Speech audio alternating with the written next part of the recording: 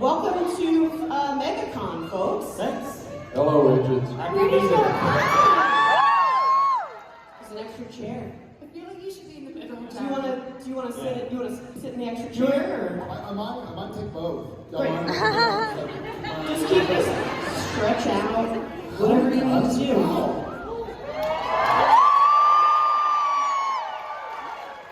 Why are y'all here? Jesus, age.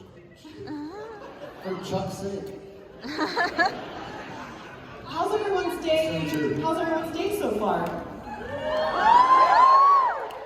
I guess I was asking them. Mark, what did you do? That's up to go. No, we're gonna throw shirts later. Don't throw the mics yet. Don't throw the mics yet. That's later. Who can catch? So, Hey, who's from the Orlando area? Hands up who's not from the Orlando area. I don't speak Scottish. What was that, Ruthie? It's a need to know basis only, you don't need to know. I still don't speak Scotch. folks, I've got a few questions for you, and then we also have some pre-submitted fan questions that we're gonna have for you guys. But I'd love to start off and just ask each of you, give me one word to describe how you woke up feeling today, and one word of how you feel like you want to end today. I'm gonna start. I'm gonna steal this. I love it. That's Ruthie. Okay. First and foremost, children, cover your ears. Fucking thank y'all. One word. Fucking thank y'all. No, it's an honor. It's kind of, this is, maybe that goes into your question.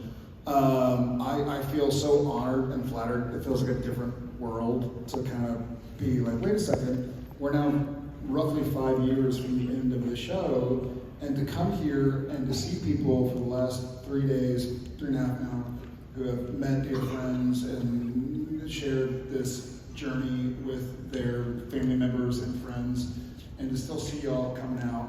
And I know a lot of y'all are here for Pokemon, I am too, no doubt.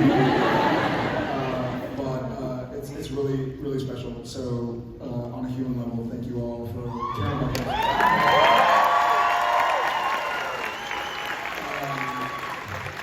So to answer your question, I did wake up a little tired. Sure. So Genevieve, who was here Thursday, Friday, flew out yesterday morning, and we ordered room service. We got a bottle of champagne. We were like, yeah, here we go. But we're 42 and 44, so we're too tired to open it. So when I got home last night, Cliffy and I went to Hooters to watch UFC and eat some wings. And then I got home and I was like, I have a good idea. It's like 9:30 p.m. I'm gonna take this magnesium L-threonate like gel packet that helps you sleep. And I was like, and I'm gonna open that champagne and I'm gonna have some.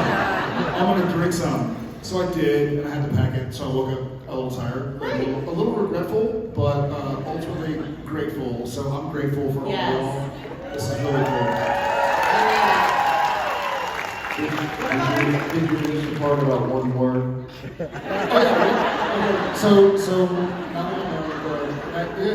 fair enough.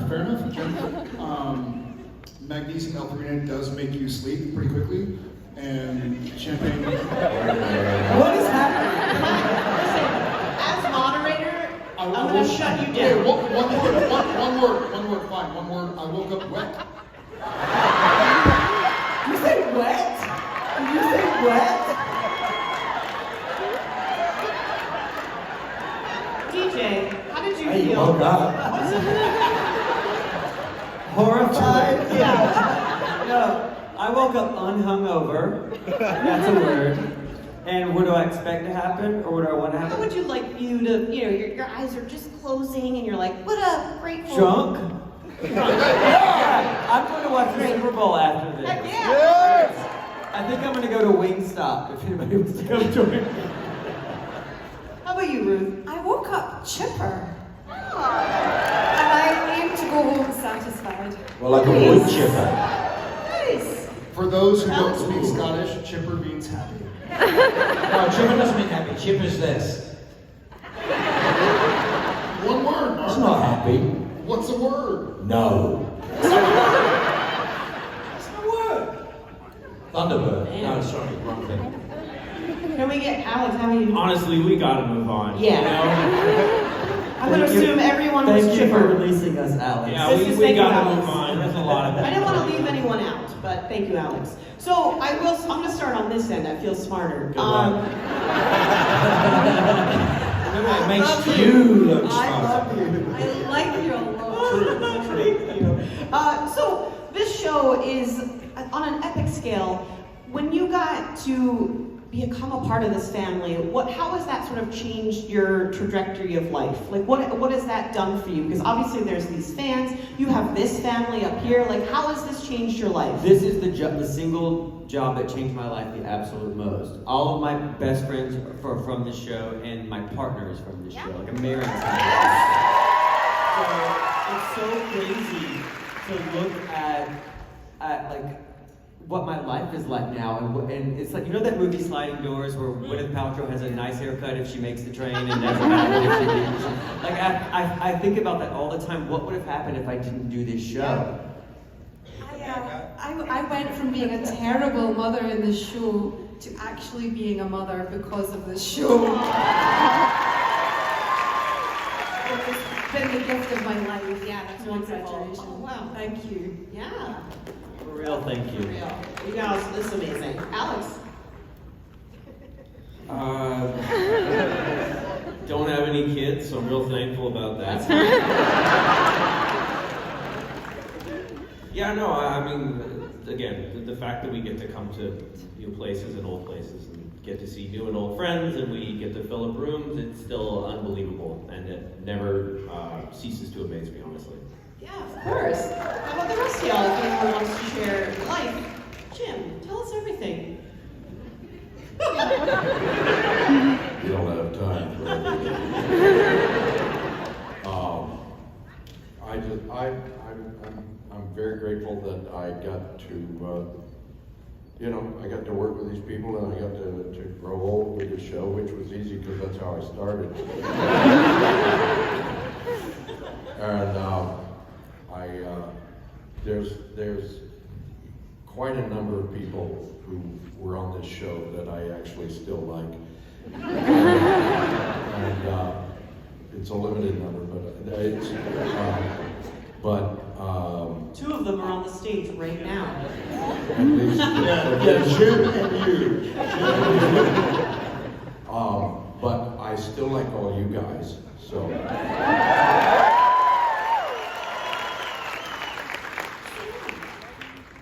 It's almost exactly 20 years since my audition for Supernatural. Amazing.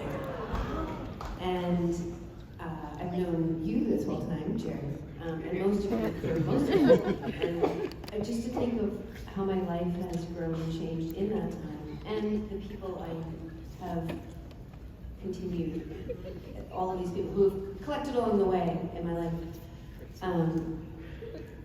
For an audition where I died in the first 90 seconds. Her audition was this. Nobody did it better. Except Adrienne, equal. The fact that I'm still sitting here and you're still sitting here is beyond, it's hard to wrap my head around. I'm just grateful. Thank you. Your turn. How's your life changed? Are you serious? Yeah. No, she's fucking around. Well, I did when I joined the show. All of us just died for faith. Married, extra kid. I mean, I wish I died in the first 90 seconds, to be absolutely. I came for one We all episode. wish you I did. know. I came for one episode. If I'd have known what was going to happen. What a journey. I don't know. Should we move on to Jared?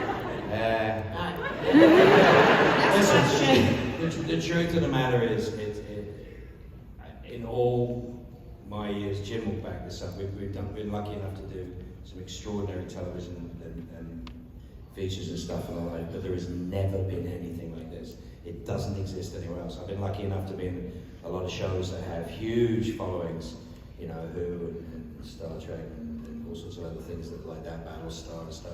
but this is different. This has always been different. And what it is it's the connection between the people that love the show and the people that make the show. And from day one, I saw that the people that make the show cared as much about the show as the people who love the show. And that's what makes it so good. Yeah. It makes so much fun.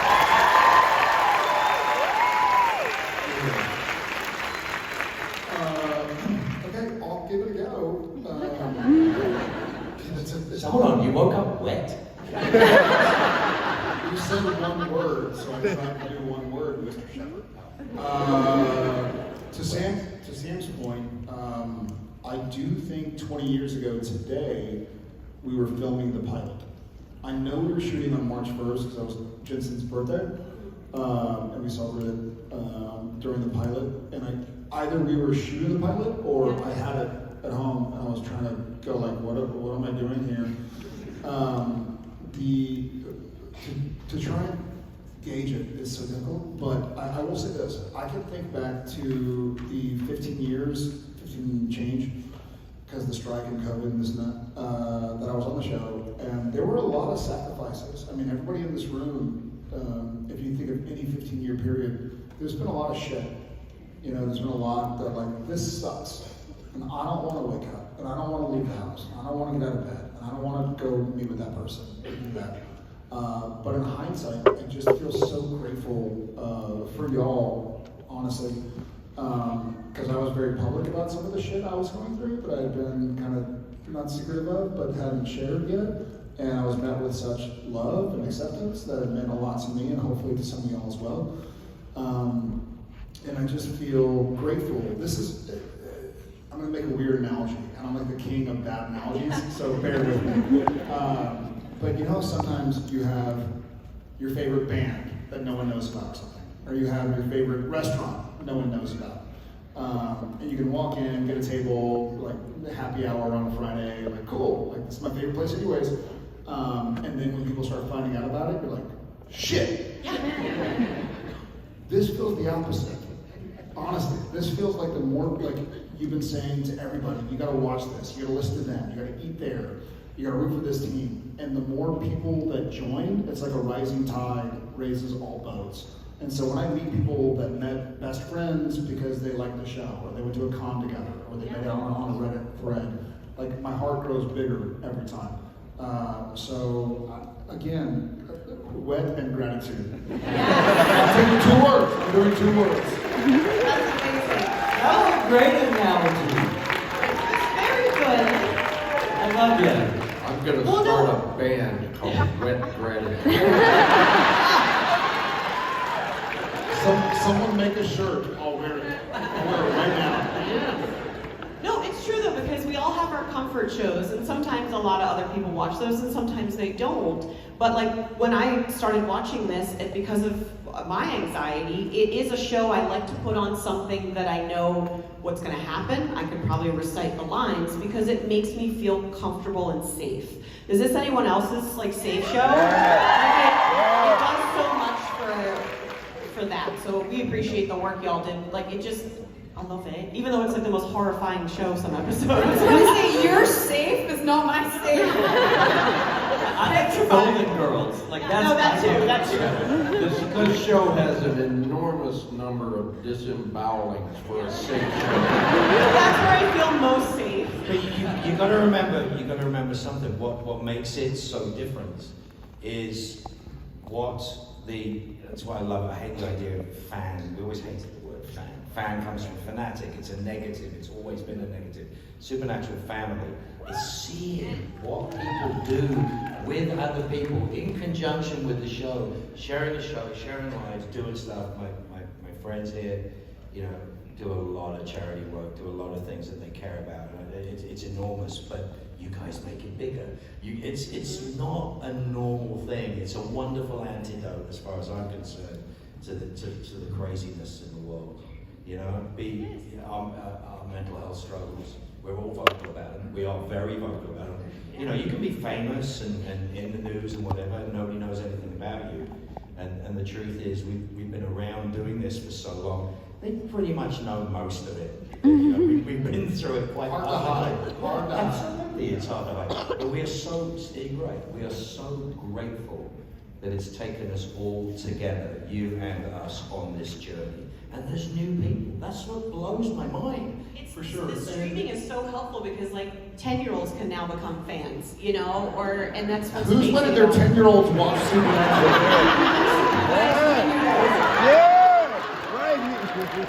My kids watched it. Clearly don't have children. Okay. We're still trying to decide whether or not we let our 12, 11, and 7-year-old watch Uncle Jensen kill mom. But yeah, to Everett's point, like we have a family. We have a family here, and then on stage and on camera, there are these talented, wonderful, beautiful people, and Mark Shepard, who's all.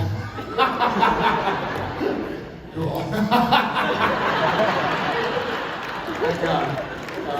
Best face forward. Best face forward. The view is wonderful from here. But it was great along the way. We were also, and I mean this, and I'm looking at a full fucking theater. We're looking at a full theater at Megacon 2025.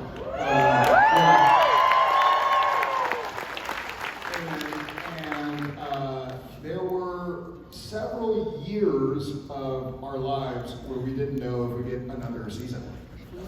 And now here we are, 5 seasons later, after it ended, going like, cool. Like, who started watching the show in the last couple of years? Amazing. Get out. Cool. And take the lady who lets her 10-year-old watch with her. My other thing, because a lot of the episodes, you guys like kind of teamed up in different things. Is there any character on the show that you wish your character would have done more team ups with and gotten to, you know, Charlie. go decapitate? Yeah. I mean, Same for you. Same, yeah. Charlie, I mean, Felicia and I actually talked about going and filming a road trip just by ourselves. Yes, please. I got to run her panels twice now, and honestly, that's all I wanted to talk to her about, but I guess she does other things too. I mean, redheads unite. Rowena and Charlie, I'd watch that show. Yeah. Right? What about the rest of you? Team ups? I want to hear Alex. Alex, what's your answer to this? I want to hear yours. More time getting drooled on by Garth, you know? I almost drooled on him once. They gave me these new werewolf teeth. No, but like, it's not that you drool on me, it was more that like, he's straddling me and he's like, oh, sorry, and it's tumbling out of his mouth. And I don't know this drank guy. Michael's grace and then I was on top of you. Yeah. Trying to bite you, but they gave me these new werewolf teeth that were too big They were for my not mouth. for you at all. So I couldn't close my mouth over them. And so they were making me go at him for a long time. And I was like, you need to call cuts. I could see drool coming out the side of my mouth going toward him. And I'm like, I'm really trying very hard not to drool on you, Alex. I'm just laying there, I'm like, it's okay, dude, it's fine. I will say, having worn vampire teeth and werewolf teeth and this and that as Sam, DJ is my absolute favorite other actress on the show to wear it because, in person at least, they look fucking stupid. And they're really sharp, and they cut the insides of your mouth, and so they're like, okay, let's put the teeth in, and so they come in and they like dry your gums so they can put them in, and they're like, okay, we're gonna cover it, so they pull your lid down, but they were hard. Yeah, they're hard. They're like spikes hard. And so DJ, God love him, he would just stand there and be like, I feel stupid. Turning into a werewolf without CGI looks dumb because you're in front of a full, my castmates and 200 people behind the camera doing this. If you don't do it, it won't edit. So you have to, but it looks so stupid and everybody around me is doing this. It's my heart. And you, more than anybody, you stand there on your mark and you be like, I feel stupid, do I look stupid? And we're like, no, you look great. I nicked my penis with those werewolf claws. I did. heard him right. You heard him right. So the first iteration. So later they were like lead press-on claws, like you could just press them on. But they brought in full, like they hired like some prosthetic makeup people to come in and they put them on from the knuckle. And so I went to the bathroom and pulled my pants down and couldn't get them back up. That's No way for what me they to all do it. say. So I had to back out and ask for a PA to come. They pulled up my pants and my penis got caught in my waistband. So I went to push it down and I nipped my penis. Was that like a humble brag? No. Yes. That's a sweet story. That's a Yeah, sweet meet cute. so you also on set felt wet. And because it got caught in my waistband, grateful. You don't get stories like this with the Dick Van Dyke Show. Well, what about did you have a team Actually, up one? in all seriousness, Sam and I, we were great friends from doing these wonderful conventions. We tried really hard to be in a scene together. You all can't see it, and it wasn't edited in, but in the episode where I kind of make up vagina in the air that everyone goes through, Sam and I kept making as much eye contact as we possibly could in the scene, thinking that maybe somebody would notice, or somehow we really have acted together. We tried, but I don't know. Maybe You tried to have a meaningful look, like. Yeah, we tried. We tried to have like a bad mother's combo. Be a badass team up though. More of that. Any other team up dreams? How about any other married? Oh, I'm sorry, country married. Is that silly? You're not alone. Okay. Sam, what else did you were gonna say? Yeah, what? You just me. And like on set, you have to call me Girl Sam, because otherwise it's too confusing. I think I would have. That's what I call the other Sam.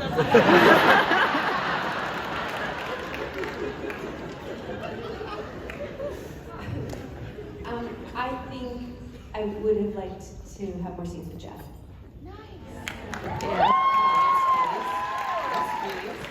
Well, besides werewolf teeth, did anyone else have mishaps with your, because a lot of times you're doing spells, you're doing crazy things. What are some mishaps that may have happened on set? Please share everything. I think some of mine made it to the gag reel. Yeah. I broke my hand, I ripped my pants.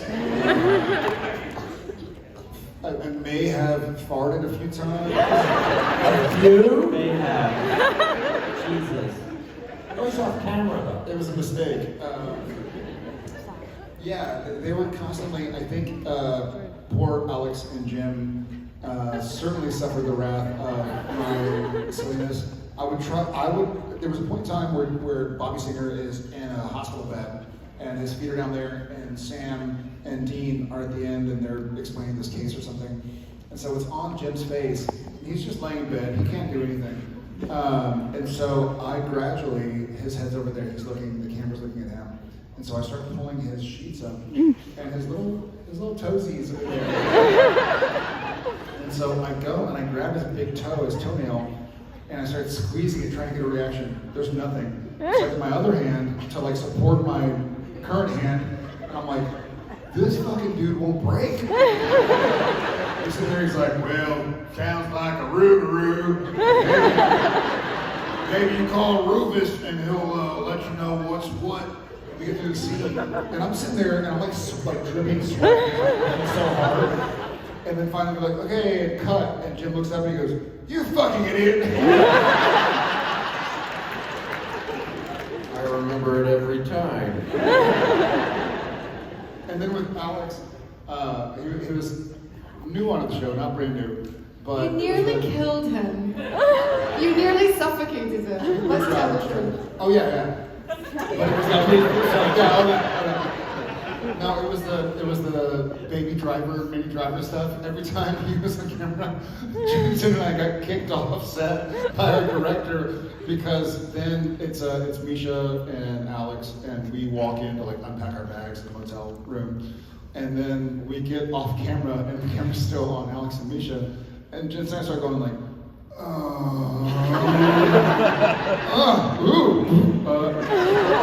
camera's still on them, so finally finally Nina Lopez Corrado, who I adore with all my heart, our director. Oh yes. She's like, hey, Jensen, Jared, y'all are wrapped. And we're like, really? What? Like, yeah, go home. We can do the rest without you. Like, but wait, aren't we the leads of the show? She's like, get out of here. You guys were actually so good at your jobs that we needed you off set. It got to the point where, like, sometimes it'd be like, you know, you guys have to do a press something, or Jared and Jensen would leave, and they'd be like, is it okay if we just use like a piece of tape? I'm like, I'm begging. Please. Or they'd be like, Jared has to make a flight, he's gonna see his family. I'm like, fucking send the guy home, please. And then they'd leave, and everybody on set would be like, you know, less laughs, but let me tell you, we made those days. Well, I have some lovely pre-requested fan questions, and so I want to be able to get to a couple of these. And I actually love this one. This is from Jordan Miller from Jacksonville. Jordan, are you here? No.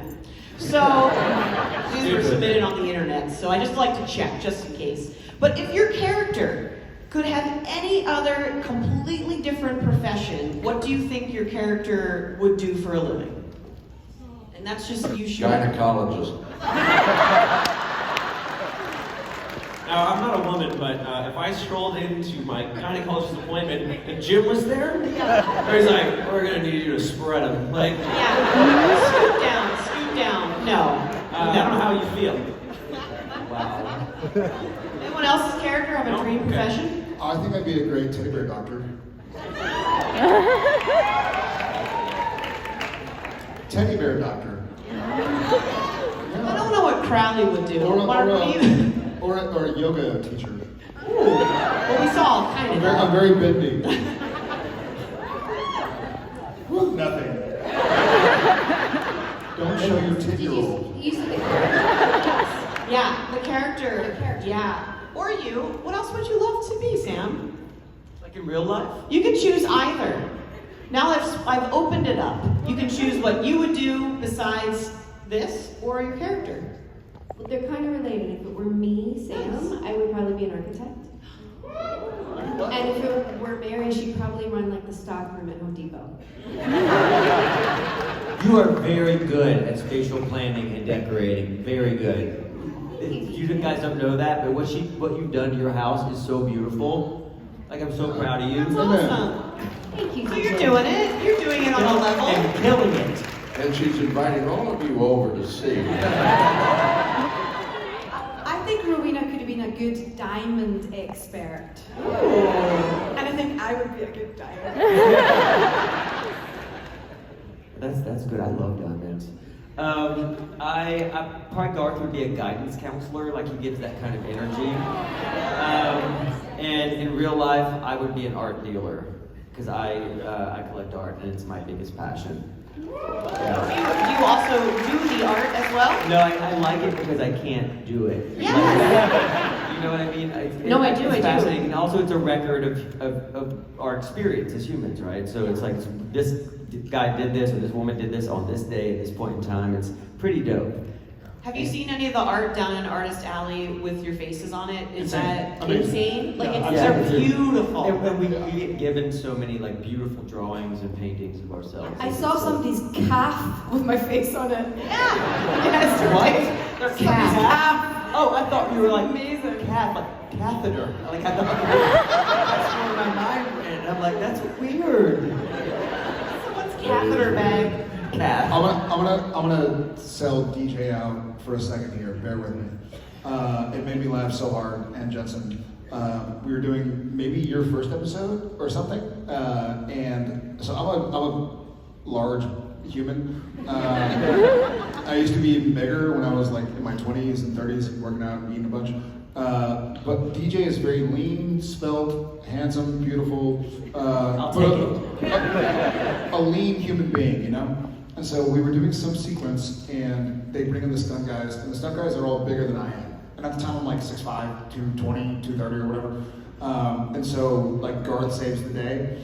And so they had this thing blocked out, like Garth comes in, pulls one of the vampires off, and like kicks another one, and does something. And then we all get there to block, and they're like, you know, DJ, hey, you know what? No, forget the blocking. We're gonna give you a taser. So we're gonna tase the I guy. was like, are you familiar with my work? When I saw the people like doing all that stuff. And DJ says, and I want y'all to check this out. DJ is like, and I think he's accurate. He's like, I think I've tased more people in TV shows and movies than any other guy. I have the Guinness Book World Records for tasing on television. The world record of tasing on television. Because they're like, no doubt you're fit and all that, but it's gonna look weird if you like pick up some dude that's 300 pounds. So why don't you just tase him? Yeah. Make it easier. I also would like to go home tonight.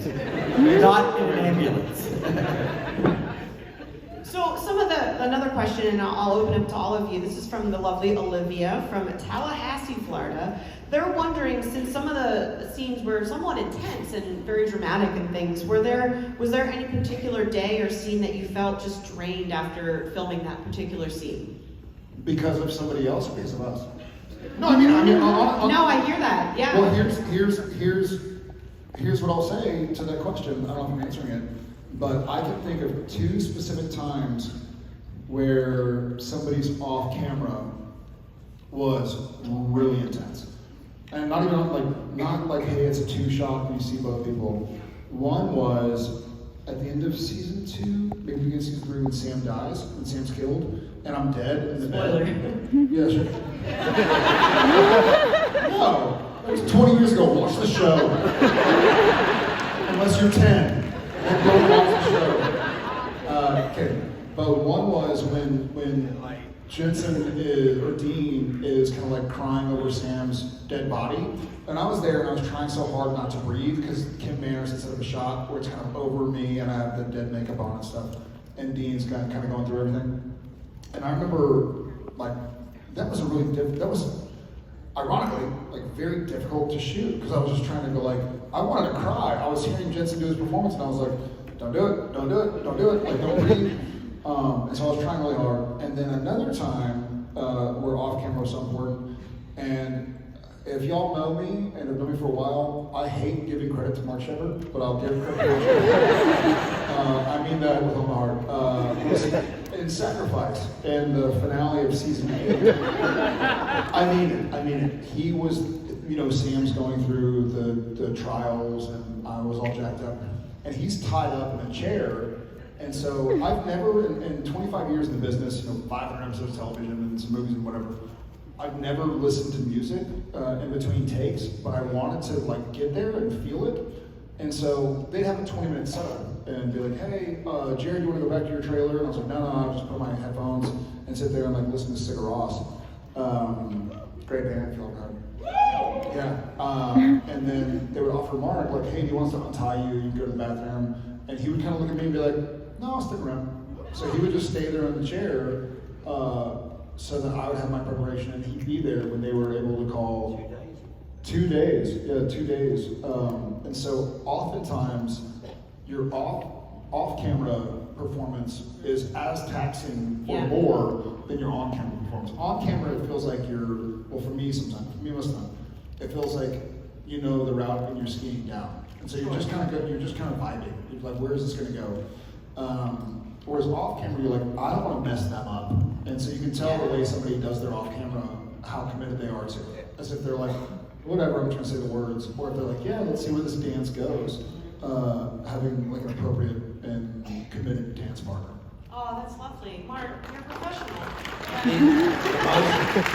most amazing thing about that is we never shoot television in sequence. We shoot television to save money. So if you've got a scene at the beginning of an episode that's in a house, and you're in the same house at the end of the episode, you're shooting that together.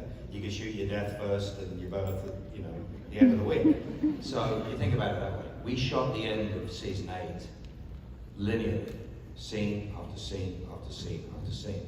And I'll tell you how cool that crew is. They didn't make a freaking sound for 2 days. They didn't make a sound. They have every right between what we're doing to get on with their lives and do what they're doing. I mean, it's tense. They're giving us all this support. They were literally silent for 2 days. They're like, no, you're working, we're watching this. What a lovely space to like be able to work in, right? But you actually felt, no matter what we were doing, we felt we had 100 odd people holding us. It was constant. I love it. It's one of my favorite things I've ever done in my career. It's nuts. I mean, fuck's sake, I saw it recently. I'm singing. I mean, what the fuck? I was like, I don't do stuff like this. But it was so beautifully intense. My favorite thing in the whole thing is when I catch myself being weird, and I look at him, he's looking at me, and I go, what? And he goes, what? I wasn't scripted. It's the most weird. I wasn't scripted. What? It's like, what are we doing? It's just like, and it was so good. And the simple thing, that was fun in and of itself. And then Melosh coming downstairs with the wireframe drawings of the angels falling from the skies. Everybody just goes over, everyone's looking, oh my God, this is going to be amazing. Oh my God, this is going to be amazing. And that's the tone on that set. That's the feeling on that set, that every single person there wanted it to be as good as it possibly could be. And that's a joy, and that doesn't exist everywhere. And I'm so proud that, you know, we had number one, number two, and everybody else setting the tone. It's very much like That's why Jared was twisting my toes while Bobby was dying. He didn't do that shit to me, you know why? Because I'd sue. You wrote something rude on the back of my car, and you were so happy about doing it. He came up to me, bouncing like a puppy dog. Hey, you see it? And I went, if you scratch my paint, it's going to cost you $6,000. He went like, that was it. Well, I'm glad you all love each other as much as we assumed you did. This is lovely. Even Jim's face, come on. You love each other. We love you. Can we give them a warm thank you? I can't believe that's 45 minutes, but we did it, folks. I've got some t-shirts. You want to throw them at people, especially the 10-year-old? Get up, 10-year-old. Stand up.